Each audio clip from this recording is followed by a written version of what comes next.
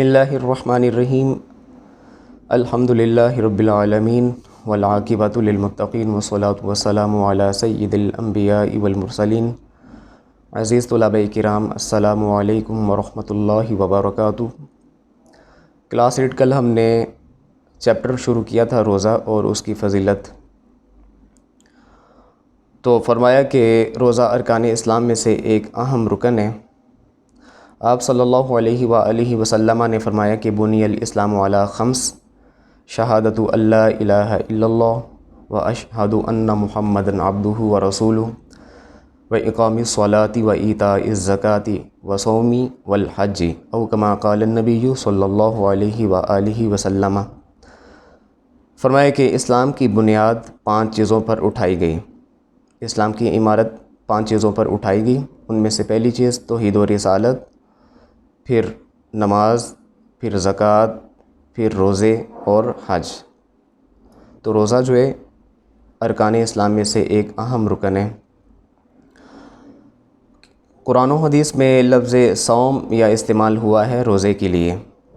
روزے کے لیے کتاب و سنت میں جو لفظ استعمال ہوا وہ صوم میں اور سیام۔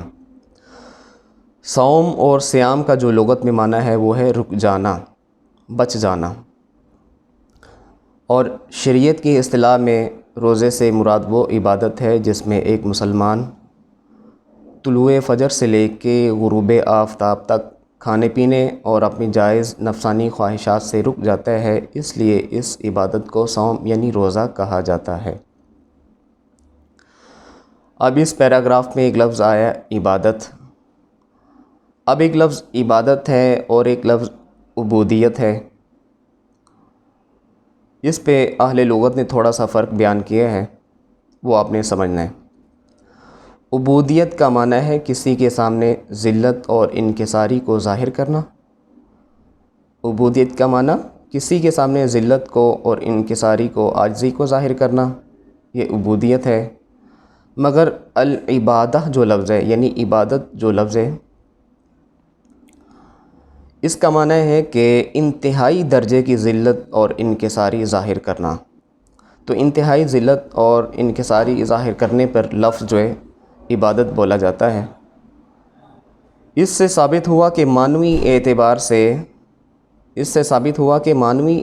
سے عبادت کا لفظ جو ہے یہ عبودیت سے زیادہ بلیغ ہے۔ لہٰذا عبادت کی مستحق ذات صرف اور صرف وہی ہو سکتی ہے جو بے حد صاحب افضال ہو اور بے حد صاحب انعام ہو، اور وہ صرف ذات اللہ رب العزت کی ہی ہے۔ اسی لیے اللہ تعالیٰ نے قرآن کریم فرقان حمید میں فرمایا اللہ تعبدوا الا ایہ، تم صرف اپنے معبود کی عبادت کرو۔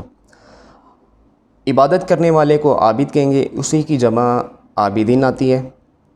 عبادت کرنے والی عورت کو عابدۃن کہا جاتا ہے، اور جس جگہ پہ عبادت کی جائے اسے معبد کہا جاتا ہے۔ اب پڑھیں گے ہم روزے کی فضیلت۔ روزے کی فضیلت آج کے درس میں 3 حدیثیں بیان کی جائیں گی، اور وہ تو تینوں احادیث آپ نے زبانی یاد کرنی ہے۔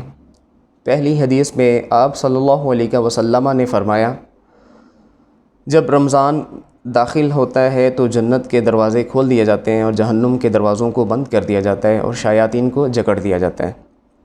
پہلی حدیث، جب رمضان المبارک کا مہینہ داخل ہوتا ہے تو جنت کے دروازوں کو کھول دیا جاتا ہے، جہنم کے دروازوں کو بند کر دیا جاتا ہے اور شیاطین کو جکڑ دیا جاتا ہے۔ اب عبارت دیکھیں بک سے۔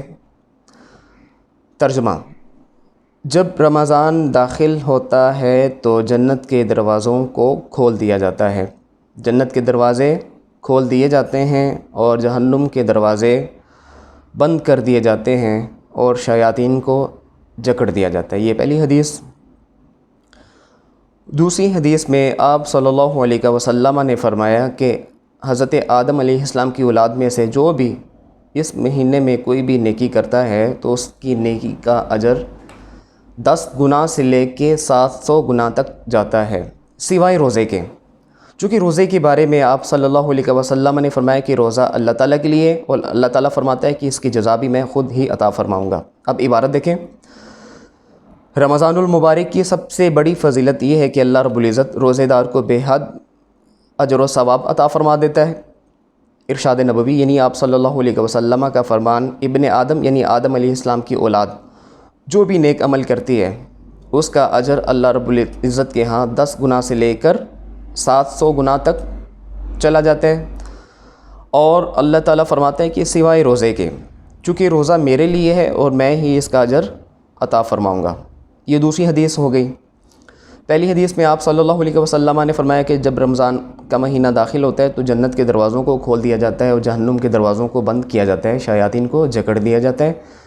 دوسری حدیث کا خلاصہ کہ آپ صلی اللہ علیہ وسلم نے فرمایا کہ ابن آدم جو بھی نیکی کرتا ہے اس کی نیکی کا ثواب 10 گنا سے لے کر 700 گنا تک چلا جاتا ہے، سوائے روزے کے، چونکہ روزہ اللہ تعالیٰ فرماتا ہے کہ میرے لیے ہے اور میں ہی اس کی جزا خود قیامت کے دن عطا کروں گا اپنے روزے داروں کو۔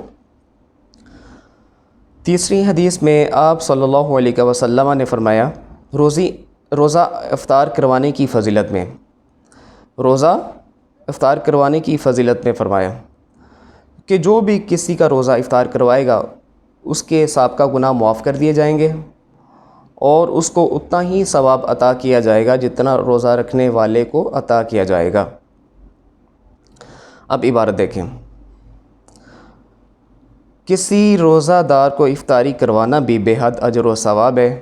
آپ صلی اللہ علیہ وآلہ وسلم نے ارشاد فرمایا، جو شخص اس ماہ رمضان میں کسی روزہ دار کو روزہ افطار کروائے گا اس کے لیے پہلی خوشخبری کہ اس کے گناہوں کو معاف کیا جائے گا اور وہ خود کو جہنم سے بچا لے گا اور اسے روزہ دار جتنا ہی ثواب ملے گا، جبکہ اس روزہ دار کے اپنے ثواب میں کوئی کمی واقع نہیں ہوگی۔ روزہ اور دوسری عبادات میں ایک خاص فرق یہ بھی ہے کہ نماز کی ادائیگی، روزے کی ادائیگی اور حج کی ادائیگی جو ہے یہ لوگوں سے چھپ کر نہیں کی جا سکتی، لیکن روزہ ایک ایسی عبادت ہے جس میں روزہ دار اور اللہ تعالیٰ کے سوا کسی کو کچھ معلوم نہیں ہوتا۔ روزہ دار چاہے تو چھپ کر کچھ کھا پی بھی سکتا ہے مگر وہ صبر سے کام لیتا ہے کیونکہ اسے اپنے اللہ سے اجر کی امید ہے۔ اس سے آگے انشاءاللہ العزیز کل پڑھا جائے گا۔ 3 احادیث جو بیان کی گئی ہیں ان کو زبانی یاد کریں۔ ھذا ھو المرام واللہ اعلم بحقیقت الکلام۔